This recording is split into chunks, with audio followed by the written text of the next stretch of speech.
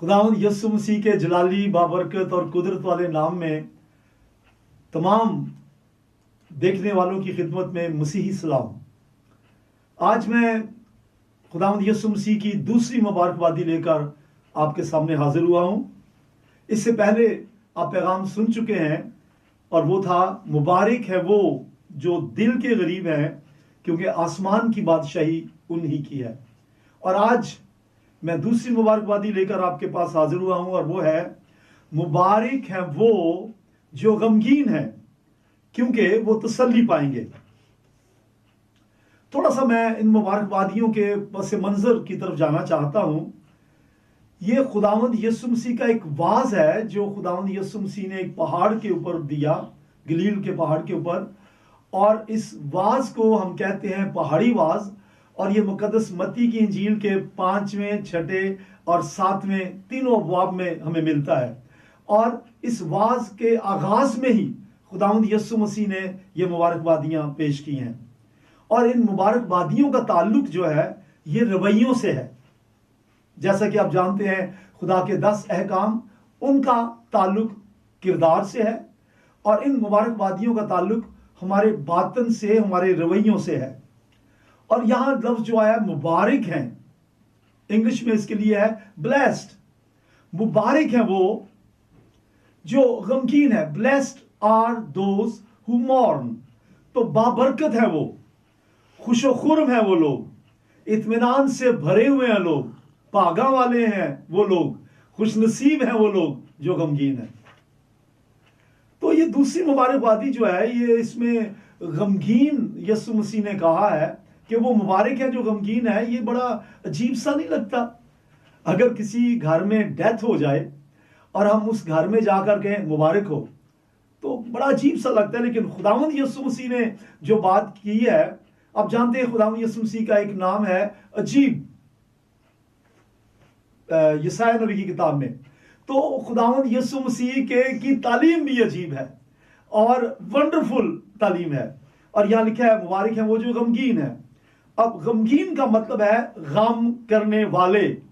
और mourn English का लफ्ज जो आया है, इसका मतलब है मातम करने वाले, आहुजारी करने वाले, आंसू बहाने वाले, यानी वो जो खुश नहीं, गमगीन है। पहली मुबारकबादी और दूसरी मुबारकबादी दोनों का आपस में गहरा ताल्लुक है। बल्कि यूं कहिए, ये 8 जो मुबारकबादियां हैं, बीएटिट्यूड्स इनको कहते हैं, ये एक दूसरे के साथ जैसे हार के मोती जो हैं वो जड़े होते हैं, ये आपस में एक दूसरे के साथ मुंसलिक हैं। जो दो दिल के गरीब हैं वो गमगीन है।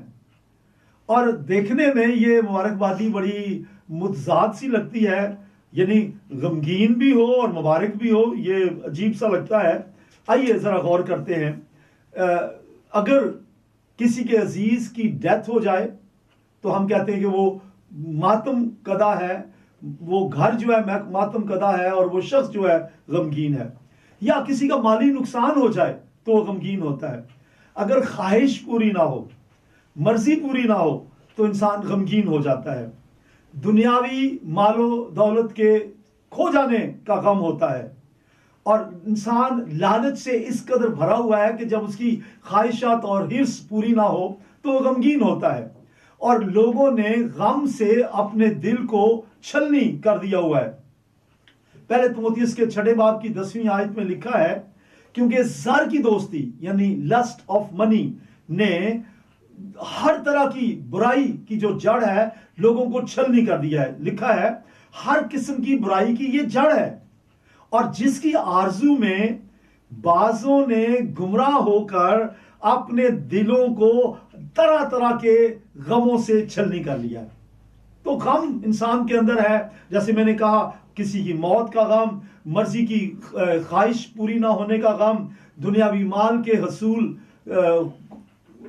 करने का, हसूल होने का की ख्वाहिश और फिर ना मिलना उसका गम, और फिर खो जाने का गम, और फिर गमों से छलनी लोगों ने अपने आप को किया हुआ है।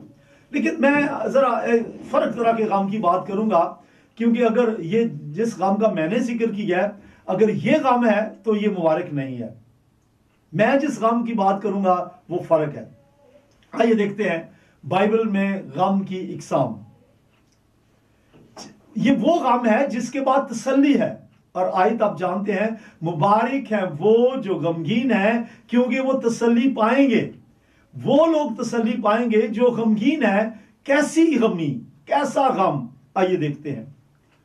एक गम है जो ईमानदार की डेथ पे है। अगर किसी का अजीज जो मसीह में है, जो दरअसल मरा नहीं बल्कि सो गया है, यानी उसने खुदावंद यीशु मसीह को कबूल किया, निजात पाई, प्रभु पर ईमान लाया, उसके गुनाह बख्शे गए, नई पैदाइश पाली और उसकी डेथ हो गई, तो हम उसे मरा हुआ नहीं कहते, सोया हुआ कहते हैं। तो जो लोग किसी सोए हुए शख्स का गम करते हैं, यह गम आरजी गम है, मुस्तकिल नहीं है। ऐसे गम के बाद तसल्ली लाजमी है। और सोए हुओं का गम जो है, ये इसके बाद एक उम्मीद है कि वो जी उठेंगे। खुदावंद यीशु मसीह की आमद पर जब यीशु मसीह आसमान से ललकारेगा तो वो मुर्दे जो मसीह में हुए हैं वो जी उठेंगे। लिहाजा उनके मरने का जो गम है वो हमारा दायमी गम नहीं बल्कि आर्जी है। पहला तस्सलुनीकियों 4 बाब की 13वीं आयत में लिखा है, ऐ भाइयों, हम नहीं चाहते कि जो सोए हुए हैं उनकी बाबत तुम नावाकिफ रहो, ताकि औरों की मानद जो ना उम्मीद है गम ना करो। तो ये जो गम है ये औरों की मानद गम नहीं है, ये गम सिर्फ जुदाई का गम है। लिहाजा इस गम के बाद तसल्ली लाजमी है। ये गम नाउमीदी का गम नहीं, ये आर्जी है, वक्ती जुदाई का गम है। और कलाम ईमानदारों की अमवात को ग्रां कदर कहता है। फिर पहला तस्सलुनीकियों 4 बाब की 17वीं और 18वीं आयत में लिखा है, फिर हम जो जिंदा बाकी होंगे, यानी एक तो वो जो मुए खुदावंद यीशु मसीह की आमद पे जी उठेंगे तो गम काफूर हो जाएगा। फिर लिखा है, फिर हम जो जिंदा बाकी होंगे, इसका मतलब जब खुदावंद यीशु मसीह आएगा, वो जो मसीह में मुए वो तो जी उठेंगे, और जो उस वक्त जिंदा जमीन पे होंगे, जैसे अगर अभी खुदावंद यीशु मसीह आ गया तो हम जिंदा हैं, तो हम जो जिंदा बाकी होंगे उनके साथ बादलों पे उठाए जाएंगे ताकि हवा में खुदावंद का इस्तकबाल करें। बस तुम इन बातों से एक दूसरे को तसल्ली दिया करो। तो आप जान गए, अगर किसी ईमानदार की मौत का गम है तो उसके बाद खुशी है, तसल्ली है, इत्मीनान है, क्योंकि खुदावंद खुद उनको लेने के लिए जमीन पे आने वाला है। मेरे सामने मिसाल है स्तिफनस की। स्तिफनस की शहादत पर ईमानदारों ने मातम किया, क्योंकि पौलुस ने लिखा है कि ईमानदारों की मौत पे गम तो करो, लेकिन तुम्हारा गम गैर कौमों की मारद ना हो। तो हम देखते हैं इमाल की किताब के 8वें बाब में ईमानदारों ने स्तिफनस की शहादत पे गम किया, लेकिन ये गम आर्जी था, और ऐसा आर्जी कि उसे दफनाने के बाद वो तमाम जमीन तक अंजील की मुनादी करने के लिए फैल गए, और उन्होंने बड़ी खुशी मनाई कि वो खुदावंद यीशु मसीह के लिए कुछ कर रहे हैं। देखिए लिखा है इमाल 8वें बाब की 2री आयत में, और दीनदार लोग स्तिफनस को दफन करने के लिए ले गए और उस पर बड़ा मातम किया। अब डेथ पर मातम होना ये तो फितरी, और यीशु मसीह ने भी कहा रोने वालों के साथ रो। लेकिन इसके बाद ईमान की वजह से वो गालिब आए, तसल्ली पाई, और इमाल की किताब के 8वें बाब की 4 और 8वीं आयत में मिलता है, पास जो परागंदा हुए थे स्तिफनस की शहादत के बाद, वो कलाम की खुशखबरी देते फिरे और उस शहर में बड़ी खुशी हुई। कहेंगे हालेलुया? जी बोलिए हालेलुया, हालेलुया। अब देख रहे हैं गम है और उसके बाद खुशी, इत्मीनान। मुबारक है वो जो गमगीन है, क्योंकि वो तसल्ली पाएंगे। ये गम तसल्ली का बायस है। फिर एक और तरह का गम है जो बाइबली गम मैं आपके सामने बयान कर रहा हूं, और वो है गुनहगारों के लिए गम। गुनहगारों के लिए गम। अब दुनिया में बेशुमार लोग गुनाह में पड़े तड़पते और करा रहे हैं, और इब्लीस उन्हें शिकंजे में जकड़े हुए है और उनसे गुनाह करवाता है, और वो गुनाह में दबे चले जा रहे हैं, और यूं वो जहन्नम का ईंधन बने हुए हैं। हाँ, उनके लिए आंसू बहाए। ईमानदारों, अब अगर आप निजात याफ्ता हैं, खादम भाई सिस्टर्स जो खुदावंद की खिदमत करती हैं। आप जो खुदा का कलाम सुन रहे हैं, अगर आप ईमानदार हैं, अगर आप निजात याफ्ता हैं, तो उनके लिए रोएं। जो गैर निजात याफ्ता हैं उनके लिए आंसू बहाएं। और ये रूहानी गम है जिसके बाद तसल्ली लाजमी है। यिर्मयाह की किताब 8वां बाब और इसकी 21वीं आयत। यिर्मयाह नबी का सहीफा, उसका 8वां बाब और उसकी 21वीं आयत में लिखा है, अपनी बिन्नत कौम की शिकस्तगी के सबब से मैं कुढ़ता रहता हूं। ये यिर्मयाह है जिसको मॉर्निंग प्रॉफिट यानी रोने वाला नबी कहा जाता है। वो कहता है कि मैं अपनी बिन्नत कौम की शिकस्तगी के सबब से कुढ़ता रहता हूं, हैरत ने मुझे दबा लिया। और फिर 8वें बाब की 22वीं आयत, क्या जलाद में रोगने बलसान नहीं, क्या वहां कोई तबीब नहीं, मेरी बिन्नते कौम क्यों शिफा नहीं पाती। यिर्मयाह के आंसू बहाने की एक वजह है, और वो ये है कि उसके दौर के लोग, ईमानदार बनी इस्राएल कौम के लोग जो हैं गुनाह में पड़े हुए थे, गैर माबूदों की परस्तिश करते थे, और वो रोता था, चलाता था और कहता था आए खुदा इनको बदल दे, ये निजात पाए, और वो आंसू बहाता था। ऐसा गम तसल्ली का बायस है। आपसे एक सवाल करना चाहता हूं नाजरीन, क्या आपने अपने किसी गैर निजात याफ्ता दोस्त के लिए कभी आंसू बहाए? जरा सोचें अपने भाई के बारे में, सोचिए अपनी बहन के बारे में, आपकी वालिदा, आपकी अहलिया, आपके शोहर, आपके कोई अजीज, आपका कजन, वो कहां है?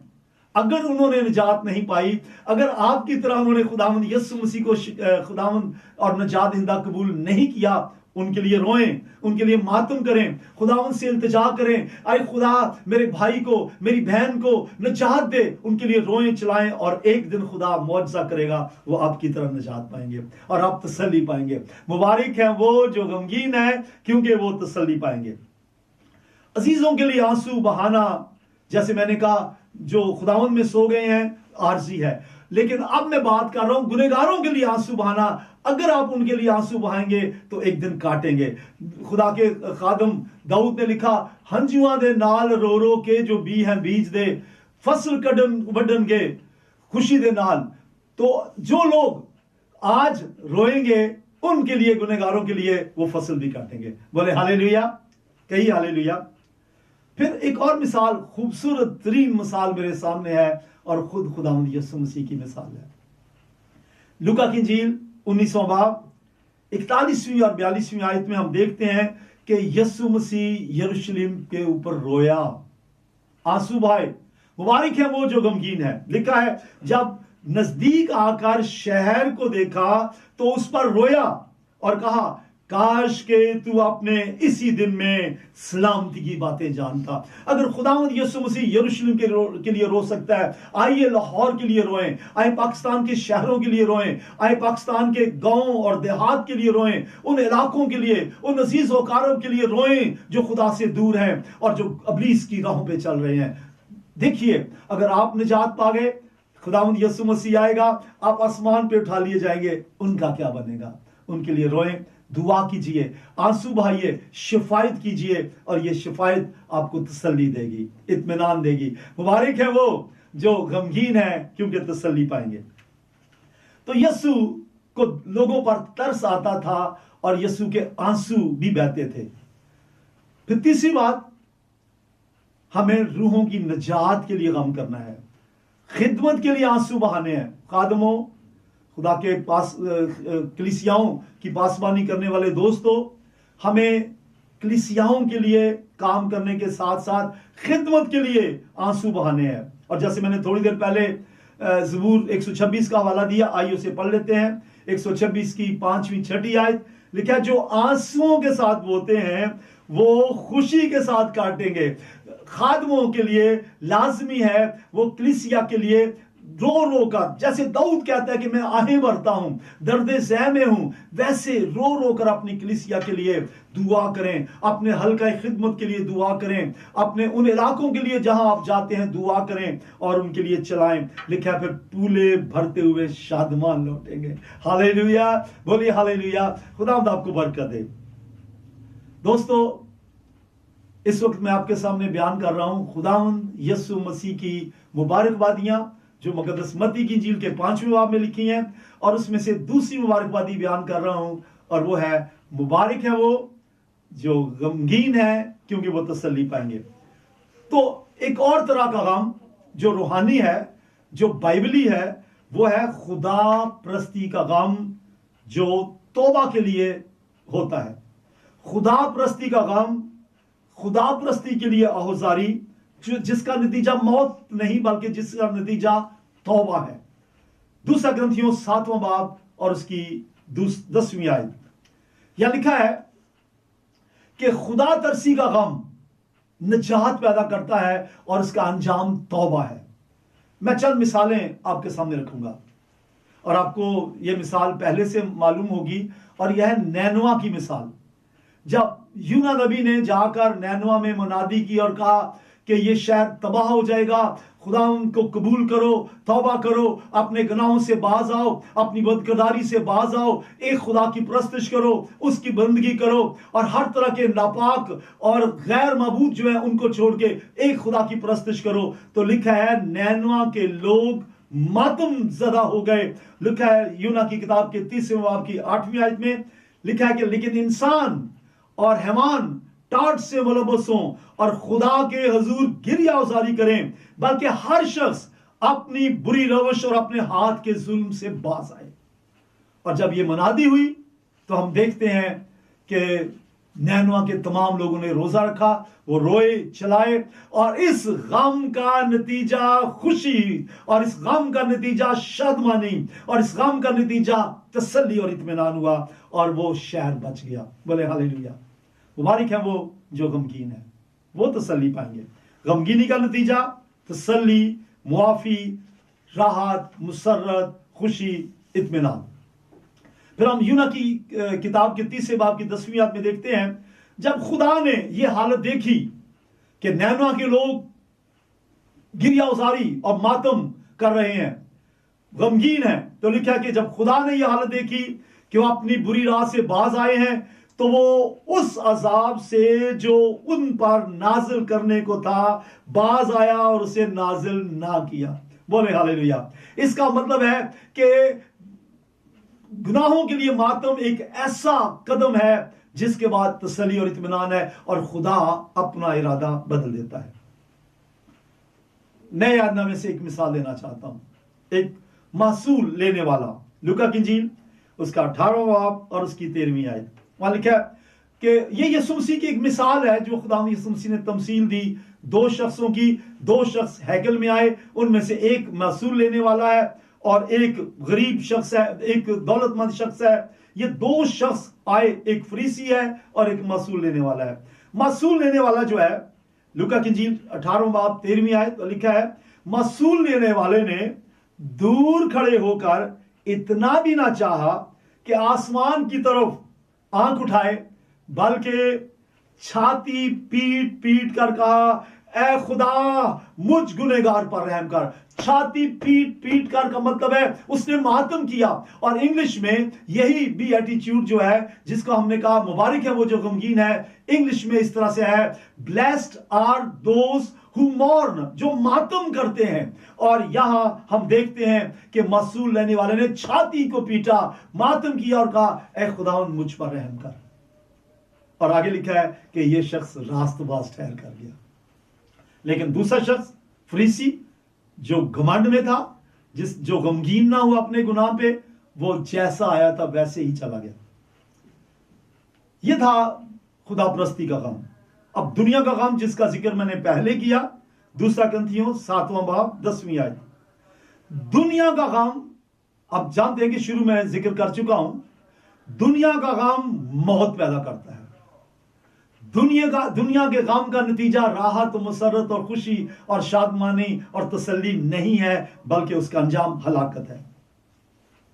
तो फिर क्या फायदा दुनिया के लिए गम खाना? क्या फायदा दौलत के लिए गम खाना, क्या फायदा कि किसी ऐसी चीज के लिए गम खाना जिसका नतीजा राहत नहीं है। गम करना है तो रूहों के लिए कीजिए, गम करना है अपनी जिंदगी के लिए कीजिए। खुदावंद के आगे अपने लिए दुआ करें और कि खुदावंद मैं तेरे साथ रास्ते से चलता रहूं, रो रो कर उसकी हुजूरी में प्रस्तुत कीजिए। कभी एक वक्त था, मैंने वो बचपन में वो जमाना देखा है जब लोग रो रो कर दुआ किया करते थे, और रो रो कर दुआ करने वालों को लोग मजाक से ग्लेडू मिशन और इस तरह के दूसरे लफ्ज तानाजनी से कहा करते थे। लेकिन अगर आप उनकी जिंदगी को देखते तो वो खुशहाल लोग थे, खुशोखुर्म लोग थे और तसल्ली पाते थे। लेकिन दुआ में रो रो कर लोगों के लिए तसल्ली की, निजात की दुआ करते थे।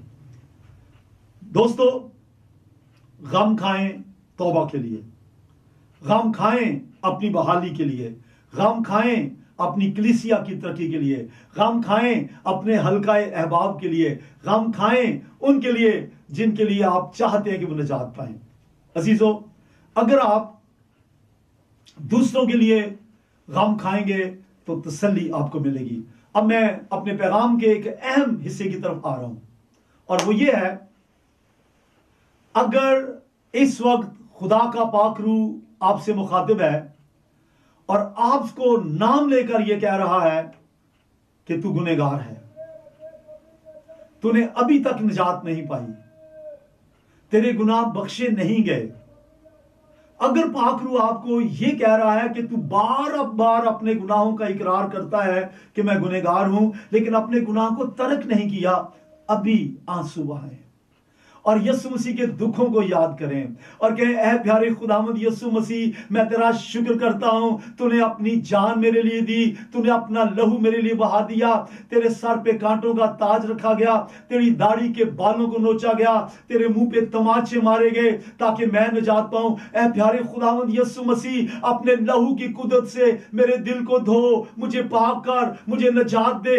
और खुदावंद आपके गुनाह माफ करेगा, वो आपको तसल्ली देगा। मैं अपना तजर्बा बयान करता हूं। 1969 में 31 अगस्त का दिन था, मेरे लिए वो दिन आया। मुझे किसी खुदा के खादम ने कहा कि आप खुदावंद यीशु मसीह को अपना निजात दहिंदा कबूल करें, निजात पाएं, तौबा करें, या अपने गुनाहों पे पछताएं, अपने गुनाहों पे रोएं। और मैंने उसी वक्त खुदावंद यीशु मसीह को अपना शख्सी निजात दहिंदा कबूल किया और कहा, खुदावंद मैं अपने गुनाहों पे पछताता हूं, मैं गमगीन हूं अपने गुनाहों पे, और मैंने कहा खुदावंद मेरे गुनाह माफ कर। और वो दिन, आज का दिन, मैं ईमान लाता हूं कि मेरे गुनाह बख्शे गए हैं, और मैं दाऊद के साथ मिलकर कह सकता हूं, और तन जिसते बख्शे गए सब गुनाह ते टके गए सारे औगन सदा। मैं खुश हूं, तसल्ली पा चुका हूं, क्योंकि मैं एक दिन गमगीन हुआ।